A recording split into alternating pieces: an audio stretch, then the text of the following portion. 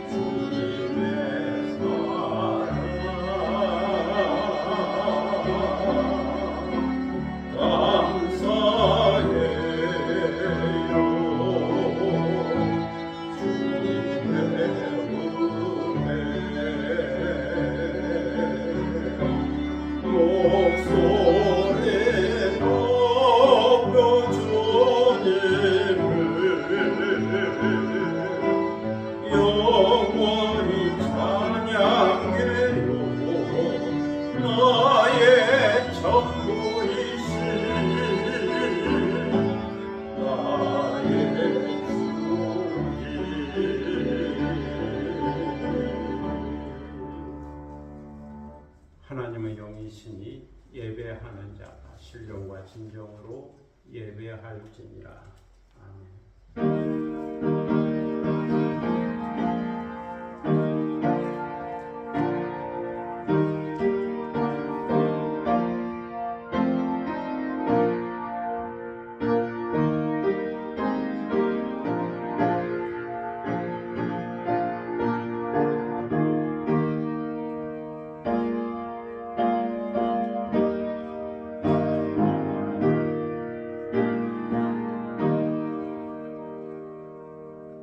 영원히 찬송을 받기에 합당하신 주 여호와 우리 아버지 하나님, 그 크신 능력과 사랑을 인하여 영광을 돌립니다. 죄와 사망에서 우리를 건지신 주 예수 그리스도의 구속의 은총을 길이길이 찬양하고, 오늘도 우리와 함께 하시며 날마다 새롭게 하시는 성령의 교통하심을 인하여 찬송을 부릅니다.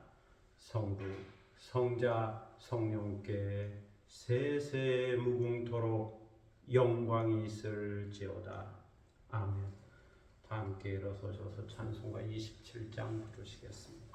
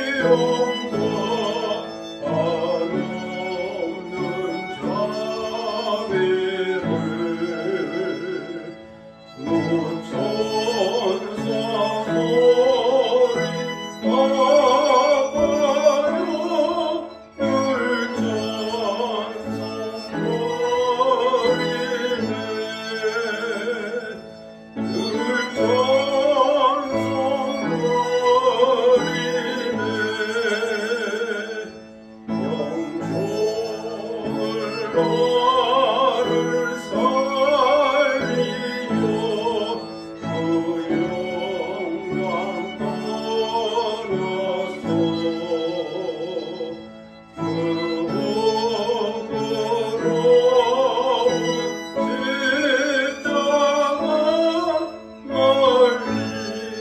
날 위해 지셨네.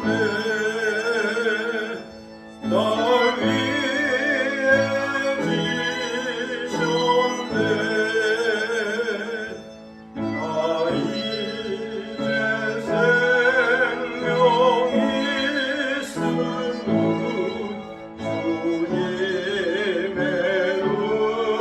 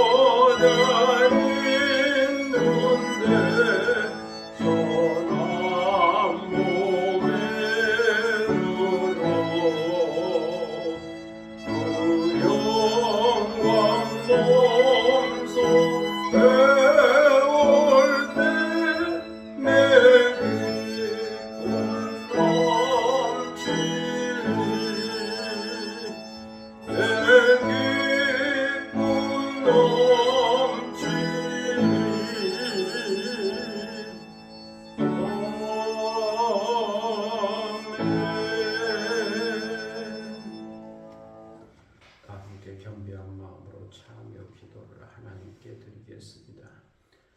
은혜와 긍휼이 풍성하신 하나님 아버지, 주님의 은혜로 단풍이 낙엽되어 가는 11월 첫 주일에 성령의 이끌림에 의지하여 주님 앞에 나왔습니다. 이 시간 주님의 그 놀라운 능력과 지혜와 사랑을 인하여 찬송을 부르며 감사를 드립니다. 그렇지만 저희들의 마음속에 어두운 그림자가 있고 하나님 앞에 죄송한 마음이 있음을 알고 계실 겁니다. 저희들은 믿음으로 산다고 했으나 옛사람에 이끌려 살아고 하나님을 향한 열심이라 생각했지만 때로 그것이 나 자신을 위한 이기적인 욕망이었음을 고백합니다. 선을 행한다고 했으나 도리어 그것이 외식과 이선이었음을 고백합니다. 하나님 아버지, 저희들은 무지하여 하나님을 아는 지식이 없었습니다. 하나님과의 관계 속에서 내가 누구인지 나의 정체성을 깨닫지 못했습니다. 그리고 죽음 너머에 어떤 세계가 있는지도 몰랐습니다. 그러다 보니 예수 그리스도를 깊이 생각하지 않았고 절실히 필요로 하지도 않았습니다. 믿음의 주여 온전하게 하신 예수 그리스도를 바라보며 살지 못했습니다. 하나님의 그 놀라운 능력 가운데 살면서도 때로는 나의 능력으로 사는 것처럼 착각하며 살았습니다.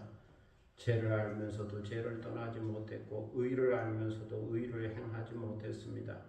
하나님의 뜻이 아니라는 것을 알면서도 그 길을 끊지 못했고 미련한 가운데 불의와 타협하며 살았습니다. 작은 이익을 위하여 하나님의 이름을 욕되게 했으며 교만하여 내 소견에 옳은 대로 행했습니다. 주님께서 저에게 건강과 물질과 시간과 재능과 은사를 주셨지만 저희들은 이것을 주님의 선하신 뜻을 위하여 아름답게 사용하지 못했습니다. 하나님 아버지, 성령을 따라 살아야 하지만 때로는 육체의 소욕을 이기지 못하여 성령을 소멸시켰으며 성령을 근심하게 했습니다. 주님을 본받아 성품의 변화가 있어야 하겠지만 인격의 성숙을 이루지 못했습니다. 때로 나의 주장을 강하게 하다 보니 다른 사람의 입장을 배려하지 못했습니다. 대접을 받고 싶은 마음은 있었으나 대접하며 살지 못했습니다. 은혜를 받고 살면서도 은혜를 베풀지 못했고 사랑을 받고 살면서도 사랑을 나누어 주지 못했습니다.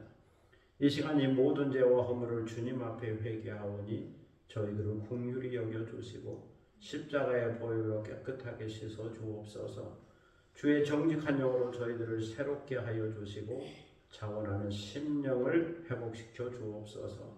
지금은 주님과 나만이 아는 죄들을 생각하며 묵묵히 참여 기도를 계속합니다.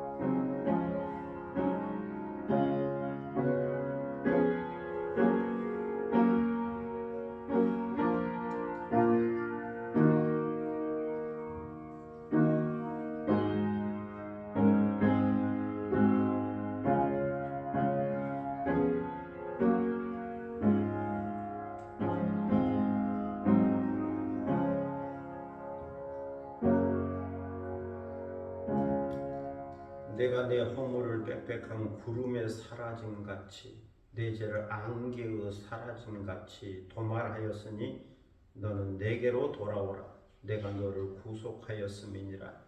그러므로 주 예수 그리스도 안에 있는 자에게는 결코 정죄함이 없느니라. 아멘. 사도신경으로 우리의 신앙을 함께 고백하겠습니다. 전능하사 천지를 만드신 하나님 아버지를 내가 믿사오며 그 외아들 우리 주 예수 그리스도를 믿사오니 이는 성령으로 잉태하사 동정녀 마리아에게 나시고 본디오 빌라도에게 고난을 받으사 십자가에 못 박혀 죽으시고 장사한 지 사흘 만에 죽은 자 가운데서 다시 살아나시며 하늘에 오르사 전능하신 하나님 우편에 앉아 계시다가 저리로서 산자와 죽은 자를 심판하러 오시리라. 성령을 믿사오며 거룩한 공예와 성도가 서로 교통하는 것과 죄를 사하여 주시는 것과 몸이 다시 사는 것과 영원히 사는 것을 믿사옵나이다. 아멘. 자리에 앉으시겠습니다. 성시교독 29번.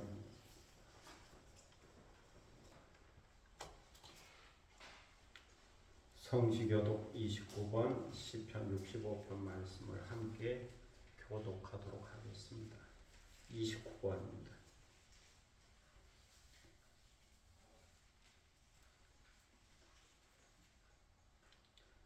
하나님이여 찬송이 시온에서 주를 기다리오며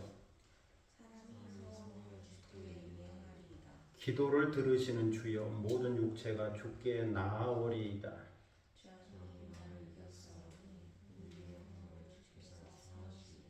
주께서 택하시고 가까이 오게 하사 우리가 주의 집 곧 주의 성전의 아름다움으로 만족하리이다. 하나님의 강에 물이 가득하게 하시고 초장은 양떼로 옷 입었고 골짜기는 곡식으로 덮였으며 아멘.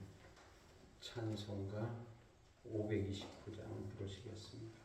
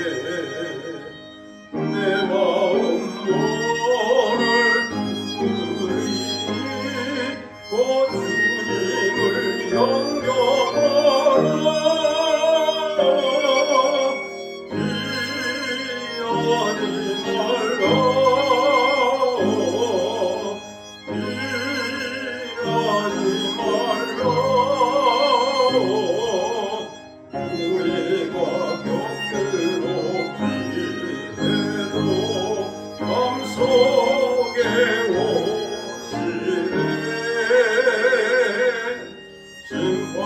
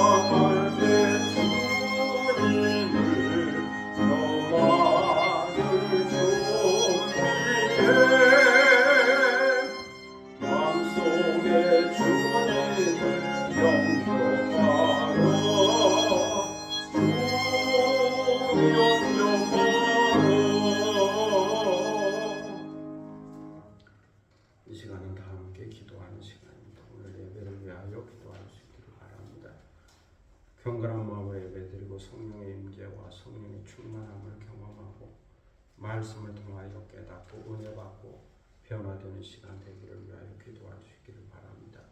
교회와 나라와 민족과 선교를 위해서 중보 기도하시고 또 개인적인 기도 제목이 있을 겁니다. 가정과 자녀들과 일터와 또 새로운 계획과 비전 가운데 주님의 도우심과 함께 하심과 성취하심의 역사가 있기를 위하여 기도하겠습니다. 자기 목소리가 자기 귀에 들릴 정도로 조용히 소리내어 함께 기도하겠습니다.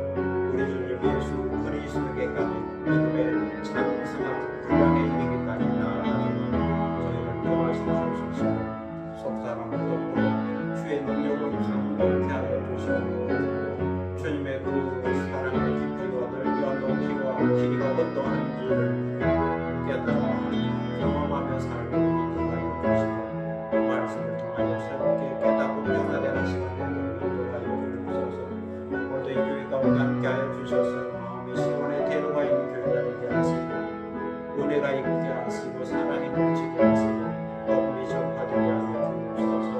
하나님의 복음을 함께 하시고 조리와 평화가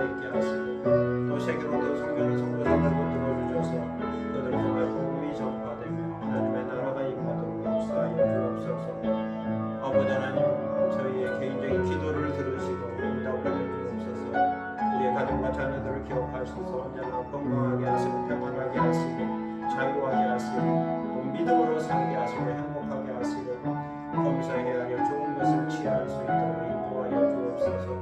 주어진 일터와 삶과 기업과 또 학원과 일터와 또 새로운 계획과 비전 가운데 함께하여 주시고 성령의 기름을 부어주셔서 하나님마다 날도 형통하게 하시고 복에 복이 되게 하여 주시고 선한 영향력을 끼칠 수 있도록 인도하여 주옵소서. 저에게 건강을 주시되 영적으로 건강하게 하시고 이성적으로 정신적으로 건강하게 하시고 육체적으로도 건강하게 하셔서 감정적 건강을 유지하고 통전적 건강을 갖추게 하셔서 건강함으로 일하고 건강함으로 사랑하고 건강함으로 하나님께 영광을 돌릴 수 있도록 인도하여 주옵소서.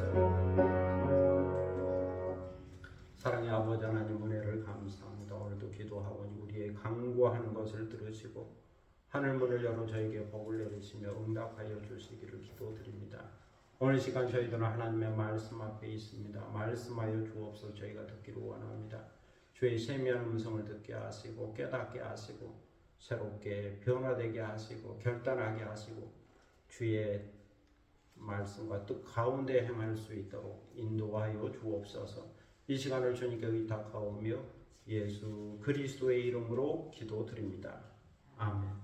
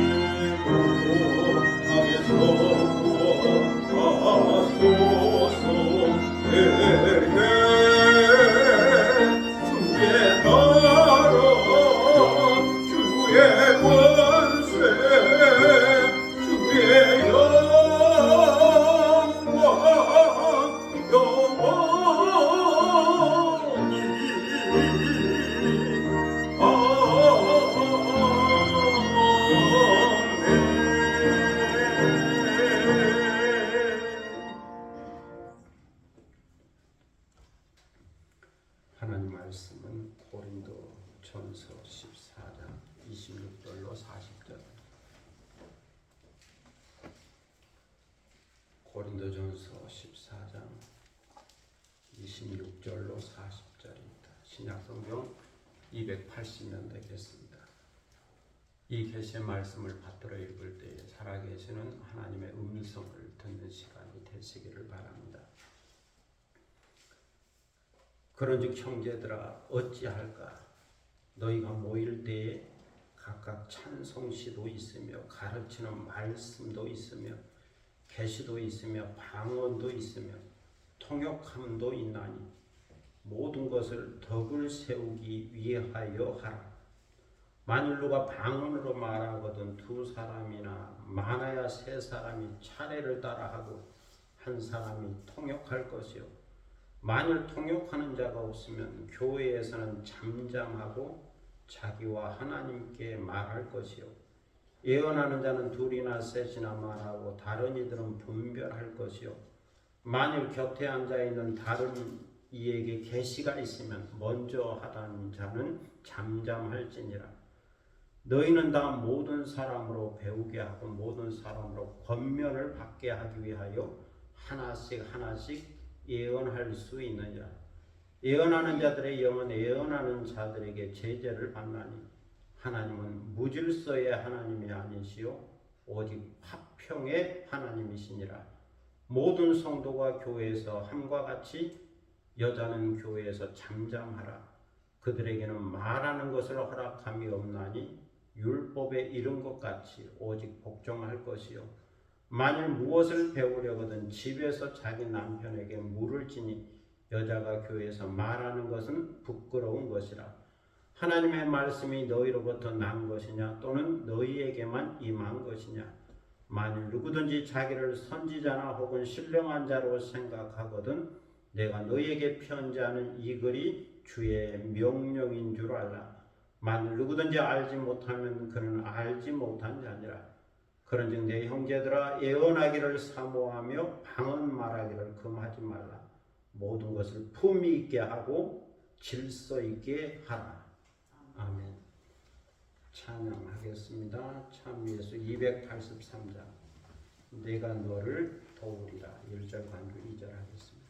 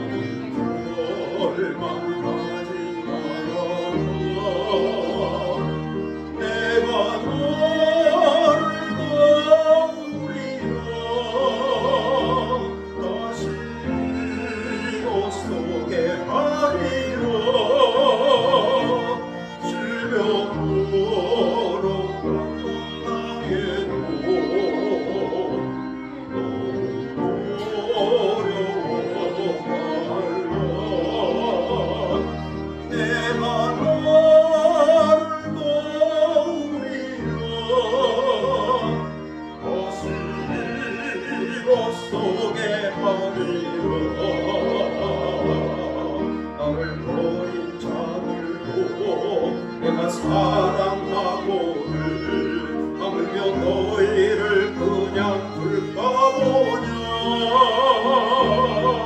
나는 너와 함께하는 너의 하나님 대민이 의로운 오른손으로 붙들리라. 내가 너를 굳세게 하리라. 너를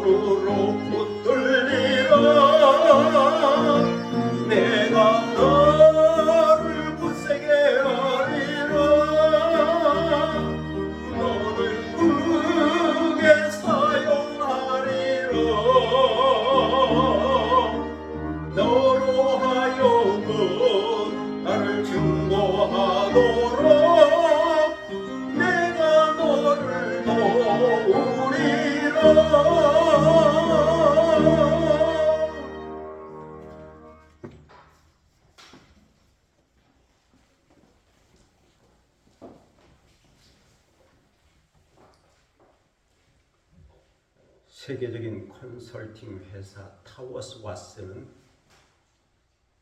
우리나라 직장인의 85%가 자기 업무에 제대로 집중을 하지 못하고 있다라고 발표했습니다.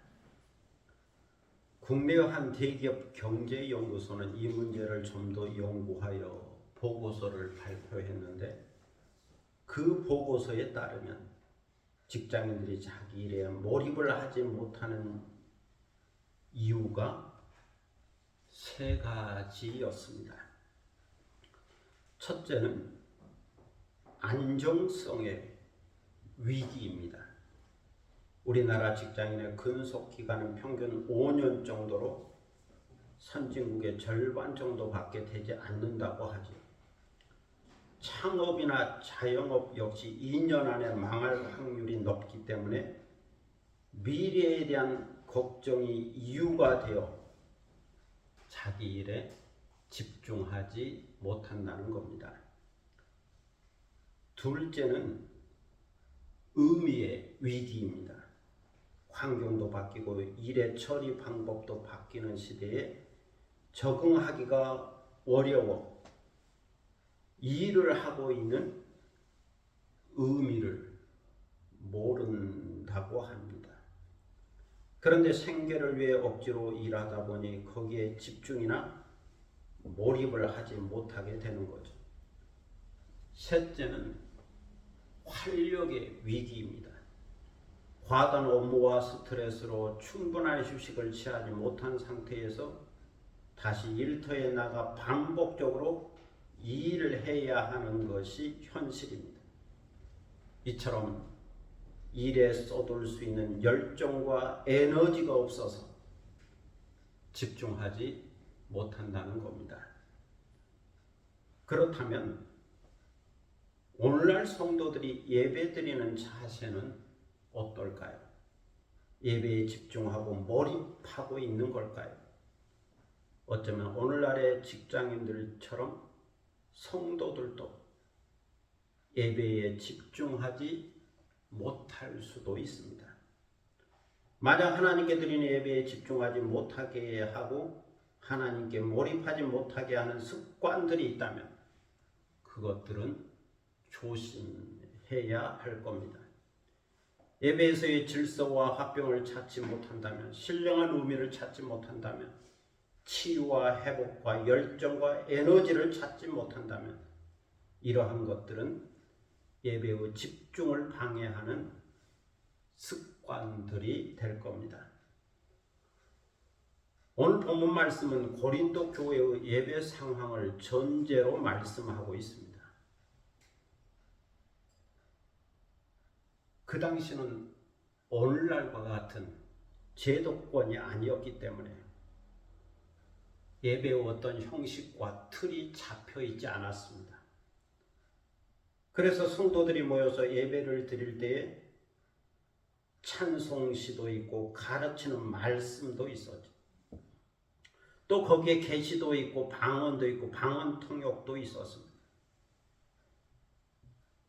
오늘날처럼 예배의 순서가 있어서 질서정연하게 진행되는 것이 아니고 정한 순서 없이 찬송을 부르다가도 누구든지 내게 계시가 임했다 그러고는 앞으로 나와서 말을 하곤 했습니다. 순서가 없었죠. 특별히 고린도 교회 성도들은 방언의 은사를 받은 사람이 많았죠. 그러다 보니 예배 중에 불쑥불쑥 튀어나와 방언을 했습니다. 또 계시를 받았다고 주께서 지금 내게 말씀하라고 그런다면서 여기저기서 이 사람 저 사람 나와서는 방언을 했죠. 아무 때나 나와서 방언을 했습니다. 그러면서 자기가 방언 받은 것이 최고요, 자기가 받은 것이 직통 계시라 주장하면서 계속 앞으로 뛰쳐나갔어.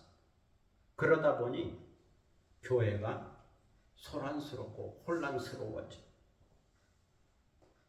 그런데 교회라는 것은 믿음이 있는 자가 주로 모이지만 간혹 보면 믿음이 없는 자도 나와서 앉아 있을 때가 있습니다. 친구의 초청을 받고 온 사람도 있고, 아내를 따라 나온 남편도 있고, 또 처음 전도되어 나온 사람도 있고, 초신자도 있었죠. 다양한 사람들이 모이게 되었죠. 그런데 이런 사람들은 신령한 세계를 잘 모르죠. 그런데 이런 사람 앞에서 방언을 말하면 전혀 알아들을 수가 없습니다. 그 결과 방언은 교회의 덕이 되지 않았습니다. 이 사람 저 사람 방언을 함으로써 예배가 시끄럽고 혼란스러워졌죠. 한마디로 말해서 교회의 예배의 질서가 무너졌습니다. 예배의 질서가 사라진 거죠. 그래서 사도 바울은 강조해서 말씀하게 된 겁니다. 공적인 예배 시간에 방언하는 것을 절제하라. 방언을 하지 말고 그 대신 예언을 하도록 하라. 꼭 방언을 하고 싶으면 개인적으로 하라. 골방에 들어가서 아무도 보지 않고 듣지 않는 데서 하나님께 방언을 하라. 다른 사람에게 보이려고 자랑하려고 하지 말고 하나님과의 올바른 관계 속에서 조용히 방언 기도하라. 방언은 은밀하게 하라. 그리고 예배 시간에 혹시 방언을 말하려거든 순서대로 하고 통역하는 사람을 세우라. 만약에 통역하는 사람이 없다면 교회에서는 잠잠하라. 방언은 개인적으로 은밀하게 하나님과 자신과의 관계 속에서만 하라. 이렇게 권면을 했습니다. 그리고 또 말씀을 했죠. 예언하는 자들은 둘이나 셋이나 말하고 다른 이들은 분별하라. 만일 곁에 앉아있는 다른 이에게 계시가 있으면 먼저 하던 자는 잠잠하라. 그래야 너희는 모든 사람으로 배우게 하고 모든 사람으로 권면을 받게 하라. 이를 위하여 하나씩 순서대로 예언하라. 예언하는 자들의 영은 예언하는 자들에게 제재를 받는다. 이것을 알고 교회에서는 덕과 유익과 질서를 위하여 신령한 은사를 사용하라. 이 모든 은사를 적당하게 하고 질서대로 하라. 예배의 순서가 있고 질서가 있게 하여 경건한 예배를 드리도록 하라. 이렇게 사도 바울은 권면하고 있습니다.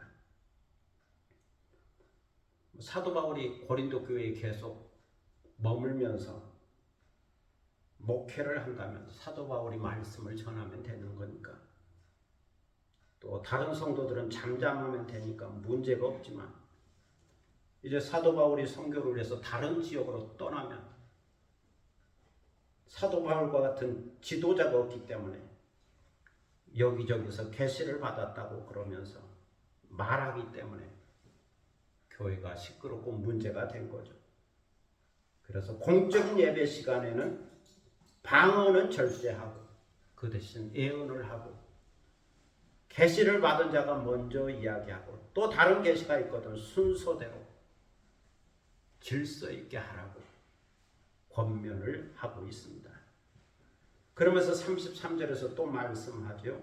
하나님은 무질서의 하나님이 아니요 오직 화평의 하나님이십니다. 여기에 사도 바울의 하나님 이해가 있습니다. 하나님은 질서의 하나님이요 화평의 하나님이라는 말씀이죠. 창세기 1장에 보면 하나님께서 천지를 창조하셨습니다. 처음 땅을 창조했을 때 땅은 혼돈하고 공허하며 흑암이 깊음 위에 있었죠. 혼돈과 공허와 흑암과 무질서가 있었습니다. 이것을 보시고 하나님께서 빛이 있으라 하시니 빛이 있었죠. 이 빛이 하나님 보시기에 좋았습니다. 이처럼 하나님은 무질서가 있는 곳에 질서를 창조하셨습니다. 흑암과 어둠이 있는 곳에 빛을 창조하셨습니다. 혼란이 있는 곳에 평화를 창조하셨습니다. 시간이 없는 곳에 시간을 창조하셨습니다. 조화가 없는 곳에 조화를 창조하셨습니다. 희망이 없는 곳에 희망을 창조하셨습니다. 이것이 하나님께서 창조하신 샬롬의 세계였습니다. 그런데 인간의 범죄와 타락으로 인하여 하나님과의 관계는 단절되고 질서는 무너지고 화평은 사라졌다.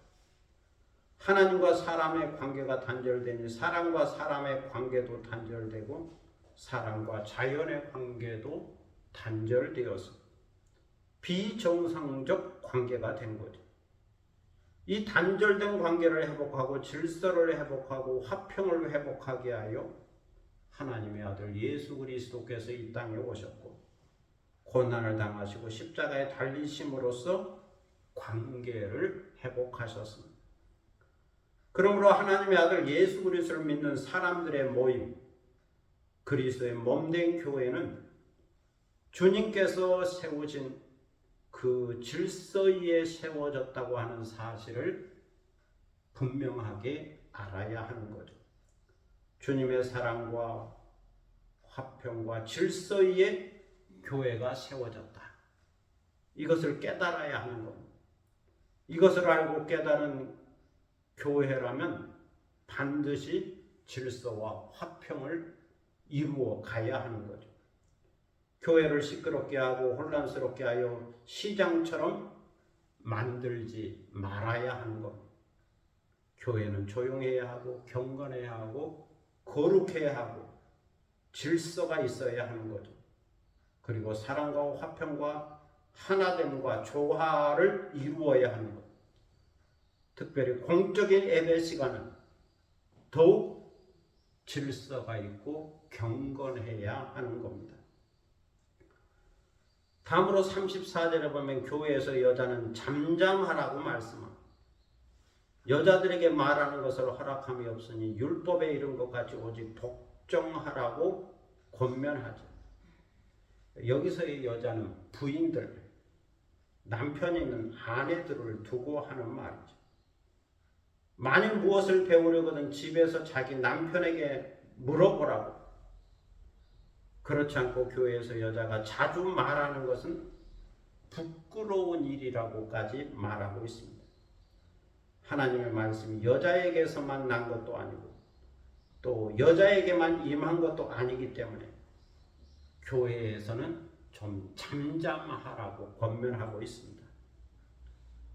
그런데 이 말씀은 그 당시 사회 문화적 차원에서 이해해야 할 말씀이죠. 그 당시는 남자 중심의 문화였기 때문에 여자가 어떤 공공장소에서 말하는 것이 허락되지 않았습니다. 사회 문화가 그러기 때문에 교회에서 여자가 말하는 것도 덕이 되지 않았죠. 그런 맥락에서 여자는 교회에서 잠잠하라, 조용하라, 그것이 교회의 덕이다. 이렇게 가르치게 된 겁니다. 모든 일에 여자는 잠잠하고 절제하라고 권면하게 된 거죠.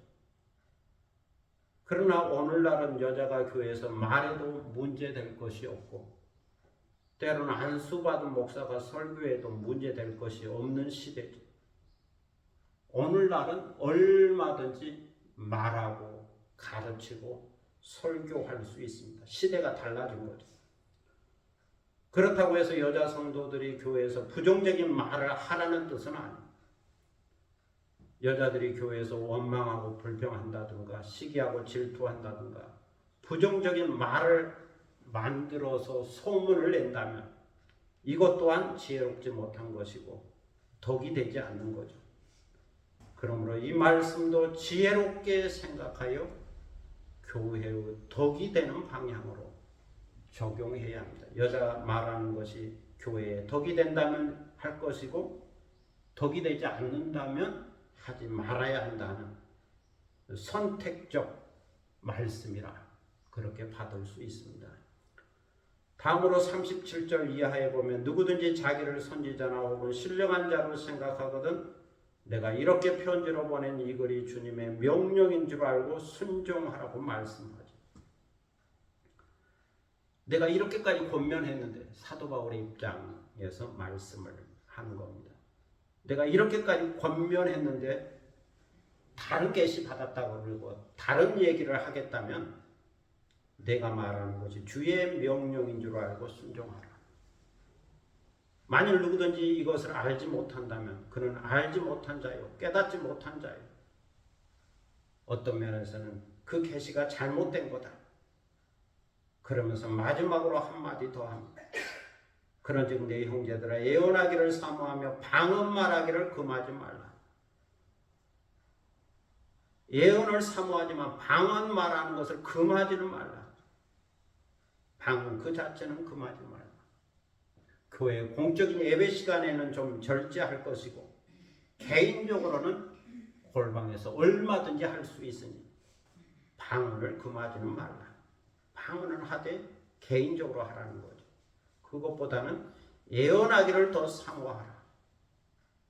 그리고 모든 것을 품위 있게 하고 질서 있게 하라. 교회가 품격이 있어야 하겠다. 이렇게 권면하고 가르치고 있습니다. 성도 여러분, 덕이란 도덕과 인격의 의미가 담겨져 있죠. 덕의 사전적 정의는 공정하고 남을 넓게 이해하고 받아들이는 마음이나 행동을 가리키는 도덕적 이상을 실현해 나가는 인격적 능력이라고도 말하게 됩니다.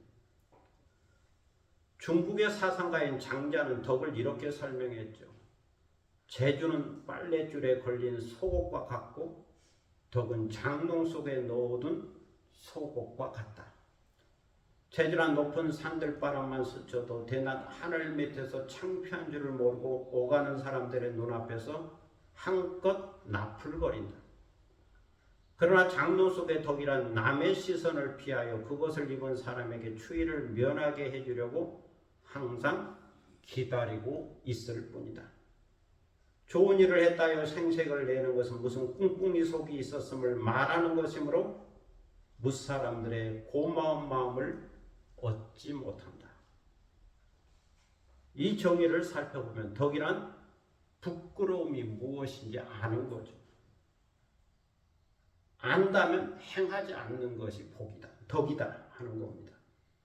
또 덕이란 다른 사람을 이해하고 배려하는 것이고 수용하고 포용하는 것이다. 그리하여 고마운 마음을 갖게 하는 것이 덕이다. 다른 사람이 나에 대하여 고마운 마음, 감사한 마음을 갖게 하는 것, 그것이 덕이다. 이렇게 동양의 성인들은 가르쳐주고 있습니다. 하나님께서 사람에게 은혜를 베푸시는 것은 하나님의 덕이죠. 그 하나님의 성품을 내가 받아서 나의 인격이 되면 이것은 나의 개인적인 덕이 됩니다. 그래서 베드로후서 1장 5절로 7절에 보면 너희가 더욱 힘써 너희 믿음의 덕을 덕의 지식을 지식의 절제를 절제의 인내를 인내의 경건을 경건의 형제우애를 형제우애의 사랑을 더하라고 말씀하고 있습니다. 이것이 하나님의 성품에 참여하는 그리스도인의 인격이라는 거죠. 그 중에 하나가 덕이라고 하는 겁니다. 이 덕을 교회에 적용하면 교회의 덕이 되는 거죠. 교회는 집을 세워가듯이 덕을 세워가야 한다고 말씀합니다. 덕을 세우라고 말합니다. 집을 짓듯이 덕을 지으라. 덕을 세우라고 표현하고 있습니다. 오늘 성경은 질서와 화평을 실천하라고 말하죠. 모든 일에 절제하면서 우선순위를 알고 질서 있게 행하라는 것. 이것이 교회의 덕을 세워가는 것이라고 말씀하고 있습니다. 부끄러운 줄 모르고 아무 때나 나서는 것, 아무 말이나 함부로 말하는 것, 또 목소리를 높이고 고집을 부리는 것은 교회의 덕이 아니라는 거죠. 이것은 교회의 품격을 지켜나가는 것이 아니라고 말합니다. 그래서 사도 바울은 40절에서 모든 것을 품위 있게 하고 질서 있게 하라고 결론을 내리고 있습니다. 호주 대인관계 및 정신건강 전문 출판 미디어 핵스피릿은 품위와 품격의 태도를 다음에 10가지로 설명하고 있습니다. 품위가 있는 태도, 품격 있는 태도는 어떤가? 첫째는 도덕적으로 정직해야 한다. 거짓이 아닌 진실과 정의를 추구한다는 거죠. 둘째는 친절해야 한다. 선한 일을 하면서 부정적인 생각을 하지 않는다는 거죠. 다른 사람을 비난하고 비판하고 깎아내리지 않는다. 그런 의미의 친절입니다. 셋째는 경청할 줄 알아야 한다. 다른 사람의 말에 귀를 기울여 듣는 태도를 말하는 겁니다. 넷째는 유행을 쫓지 않아야 한다. 유행이란 잠시 왔다가 사라지지만 거기에 매이지 않는다는 거죠. 잠시 왔다가 사라지는 것이므로 거기에 매이지 않는다. 다섯째는 사소한 논쟁을 피해야 한다. 내가 아는 것도 부분적인 것이고 상대방이 아는 것도 부분적인데 이것 가지고 자기가 맞은 것이라고 자기가 옳은 거라고 짜증을 내고 화를 내면서 언성을 높이고 고집스럽게 주장하지 않는다는 거죠. 완전히 아는 게 완벽하게 아는 것은 드물기 때문에 그걸 깨닫고 겸손히 자기 주장을 강하지 않는 거죠. 자기 주장을 강하게 하다 보면 논쟁하게 되고 싸우게 되는 겁니다. 여섯째는 자신이 한 말을 지켜야 한다. 약속을 지킨다는 말입니다. 일곱째는 타인과 비교하지 않아야 한다. 다른 사람이 잘 되는 것에 대하여 존경하고 인정하지만 그것을 부러워하여 자신의 자존감이 낮아지지 않는다는 겁니다. 여덟째는 좋은 친구를 선택해야 한다. 다른 사람에 대하여 무례한 사람, 험담하는 사람과는 가까이 하지 않는다는 겁니다.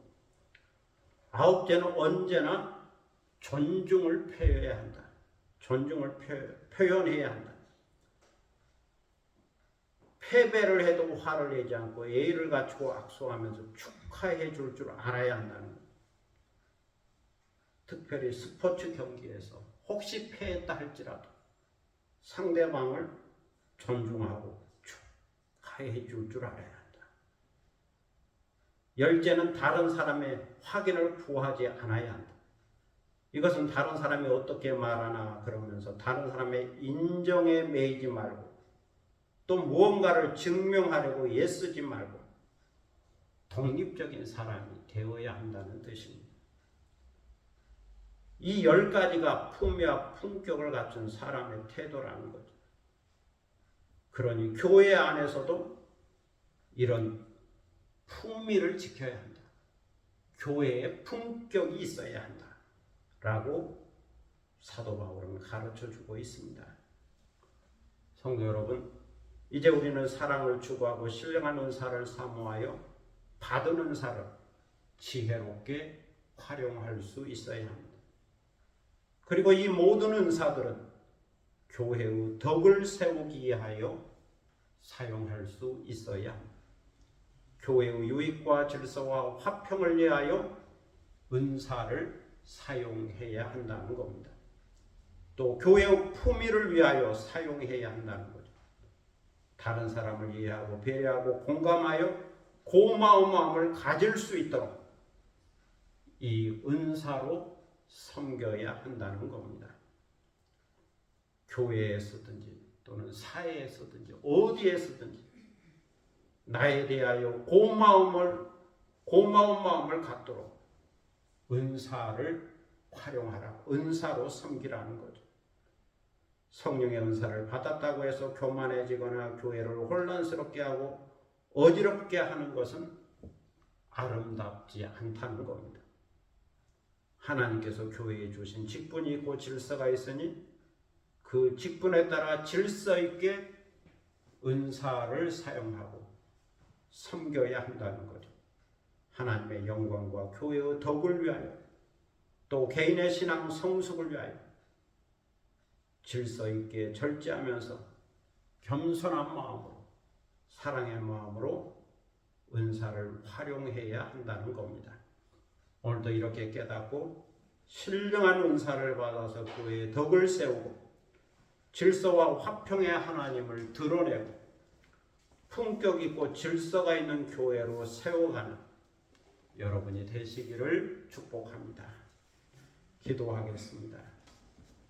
좋으신 아버지 하나님 은혜를 감사합니다. 그동안 우리는 은사에 관한 많은 말씀을 들었습니다.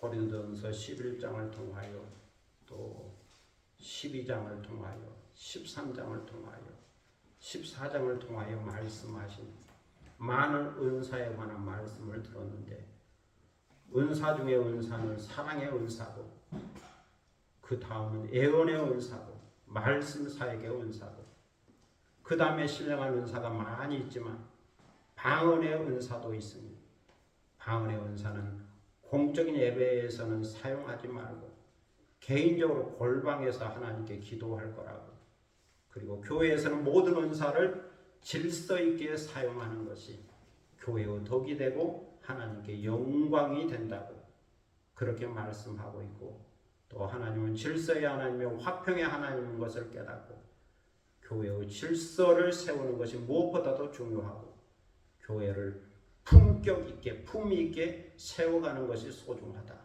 이렇게 가르치는 귀한 권면의 말씀을 들었습니다.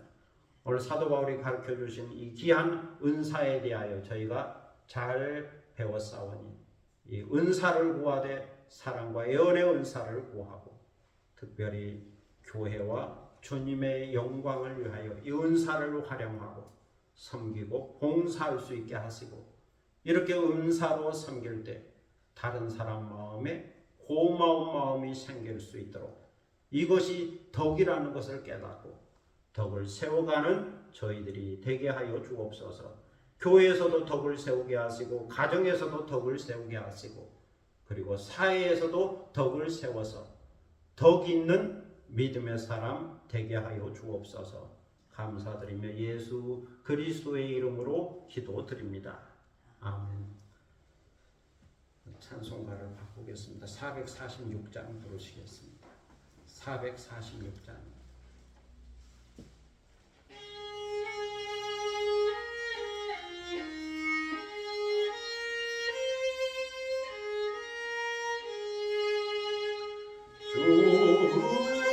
주성 외는 참 기쁘도다 날 사랑하신 주 늘 계시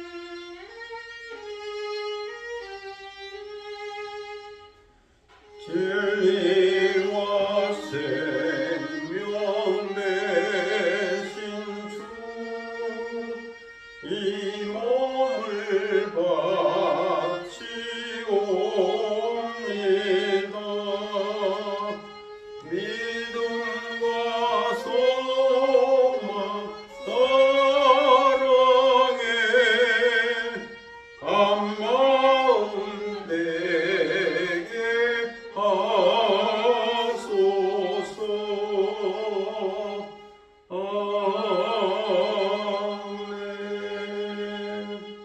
봉헌 기도 드리겠습니다. 만복의 근원 되시는 아버지 하나님 은혜를 감사합니다. 복 주심하고 약속한 성의를 맞이하여 주님 앞에 나와 경건한 마음으로 예배를 드리고 또 이 예물을 드립니다. 주일원금을 드리고 11종금을 드리고 감사금을 드리고 기타 헌금을 드립니다. 우리 마음의 뜻과 정성을 모아 예물을 드립니다.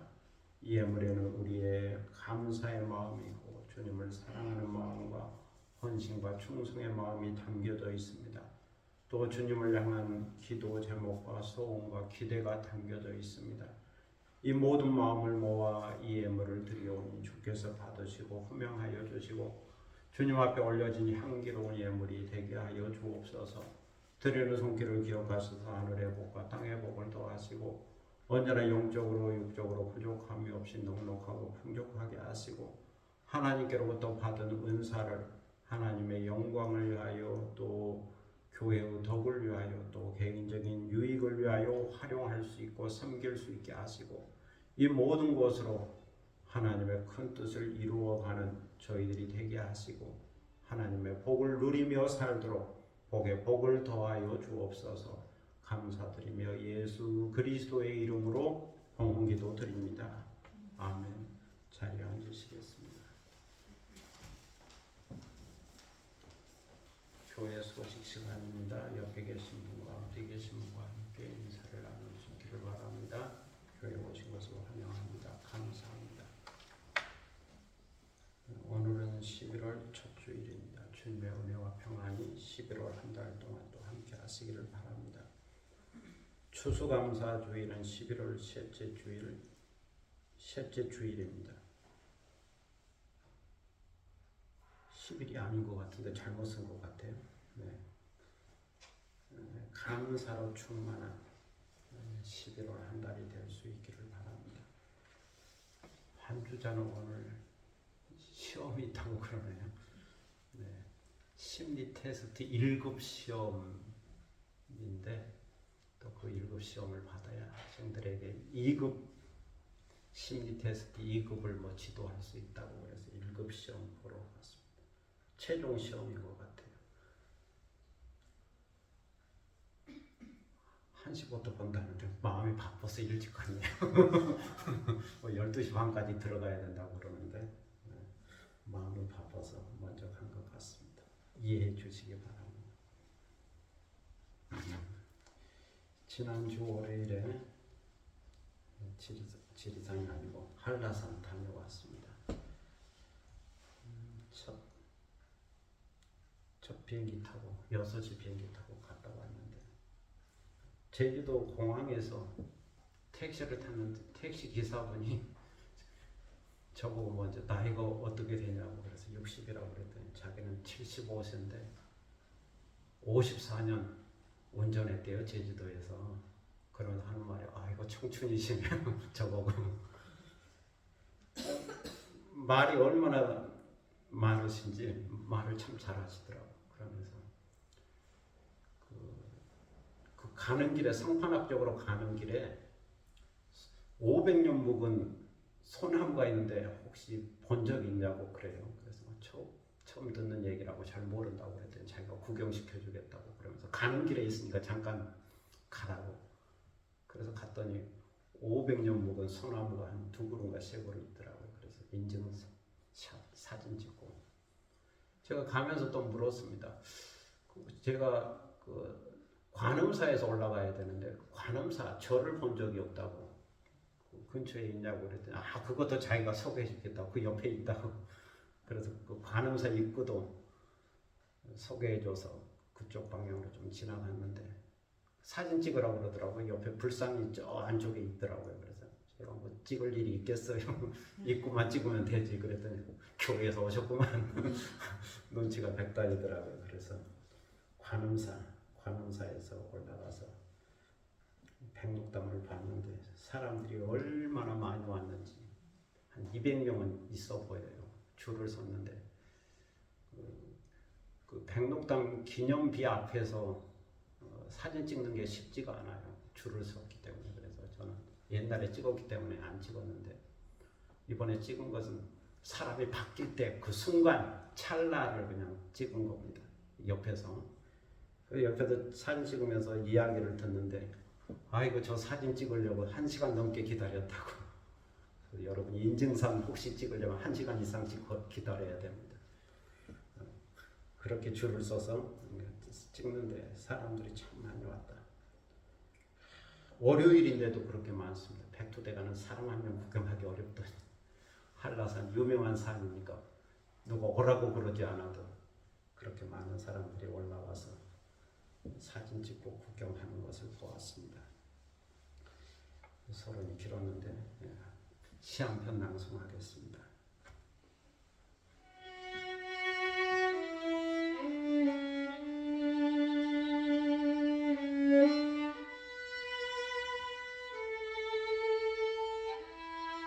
한라산 백록간 변화를 두려워하는 사람들이 파란 하늘에 흰구름이 산책하는 것처럼 용기를 내어 관음사 입구에서부터 단풍 계곡길을 걷는다. 엄마와 딸, 아빠와 아들, 친구들과 연인들이 서로를 격려하며 제주도의 바다를 기로하고 산성처럼 둘러쳐진 저 높은 곳 백록담을 향하여 전진한다. 삼각봉 대피소와 용진각 현수교를 지난 후에 그 수를 헤아릴 수 없는 계단을 오르고 또 오르다가 앙상한 고사목과 단풍보다 더 붉은 열매들을 마주하면서 지혜를 얻는다. 백록담과 백록담비 앞에서 인증하려는 사람들, 오랜 시간 동안 길게 줄을 서 있다가 그 기다림의 끝에 환희의 포조 하나 간직하는데 그것은 용기의 선물이다. 오르는 것보다 내려가는 것이 힘들다는 사람들에게 진달래 대피소는 잠시 쉬어가라 하고 성탄 앞 하산길에 몸의 변화는 자연의 변화처럼 성큼 다가오고 마음은 단풍처럼 붉은 사랑을 노래한다. 네, 감사합니다. 이제 다 함께 일어서셔서 파송의 노래 부르겠습니다. 참 예수 268장.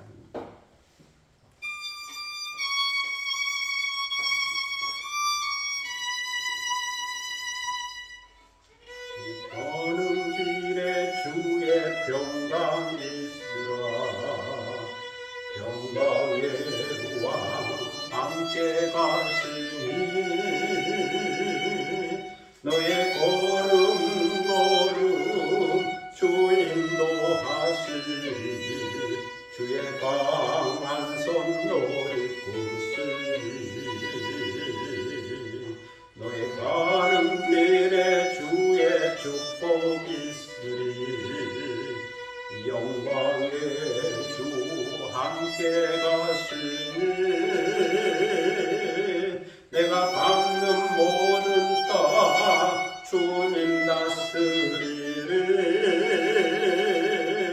너는 주의 길 깨끗해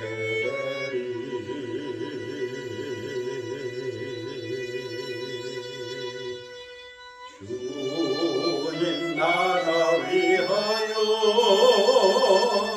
길 떠나는 나의 형제여 주께서 말하시니 너는 가라 쇠름으로 거칠은 광야 위에 꽃은 피어나고 세상은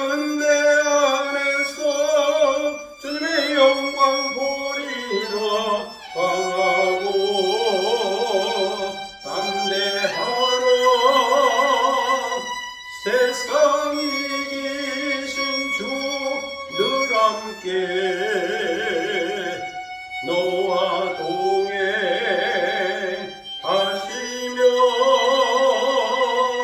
내게 쓰임을 주시리.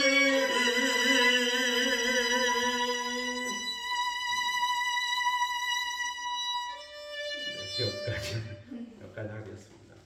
지금은 주 예수 그리스도의 무한하신 은혜와 아버지 하나님의 극진하신 사랑과 성령의 감동 교통하심과 충만케 하시니 교회의 덕을 세우기 위하여 은사를 활용하라 말씀하신 주의 음성을 듣고 사랑을 구하되 예언을 구하고 또 방언을 금하지 말고 모든 것을 질서 있게 사용하여 하나님께 영광 돌리고 우리 믿음 생활에 유익이 되는 그런 신앙생활을 계속하기 원하는 사랑하는 모든 믿음의 권속들 머리에와 그리고 이 교회 위에 지금부터 영원토록 함께 하시기를 간절히 축원하옵나이다. 아멘.